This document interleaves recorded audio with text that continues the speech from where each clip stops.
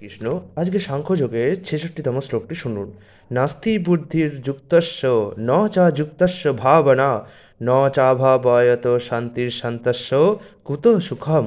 অর্থাৎ যে ব্যক্তি কৃষ্ণ ভাবনায় যুক্ত নয় তার চিত্ত সংযত নয় এবং তার পারমার্থিক বুদ্ধি থাকতে পারে না। আর পরমার্থ চিন্তাশূন্য ব্যক্তির শান্তি লাভের কোনো সম্ভাবনাই নেই। এইরকম শান্তিহীন ব্যক্তির প্রকৃত সুখ কোথায়? তাৎপর্য প্রভুপাদ বলেছেন, ভগবানের সেবায় নিয়োজিত নিজেকে না করলে কোনো মতেই শান্তি পাওয়া যেতে পারে না। ভগবান নিজেই পঞ্চম অধ্যায়ে প্রতিপন্ন করেছেন যে যখন কেউ হৃদয়ঙ্গম করতে পারে কৃষ্ণই হচ্ছে সমস্ত যজ্ঞ ও তপস্যার একমাত্র ভোক্তা, তিনিই সমস্ত বিশ্ব চরাচরের অধীশ্বর এবং তিনি সমস্ত জীবের প্রকৃত শুভাকাঙ্ক্ষী বন্ধু, তবেই সে প্রকৃত শান্তি লাভ করতে পারে। তাই যে কৃষ্ণ ভাবনায় যুক্ত নয় তার জীবনের কোনো চরম উদ্দেশ্যই থাকে না।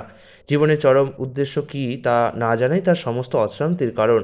কিন্তু কেউ যখন বুঝতে পারে শ্রীকৃষ্ণ হচ্ছেন পরম ভোক্তা, অধীশ্বর ও সর্বভূতের পরম সুহৃদ, তখন তার মন শ্রীকৃষ্ণের সেবায় একাগ্র হয়ে ওঠে এবং তার ফলে সে প্রকৃত শান্তি লাভ করে।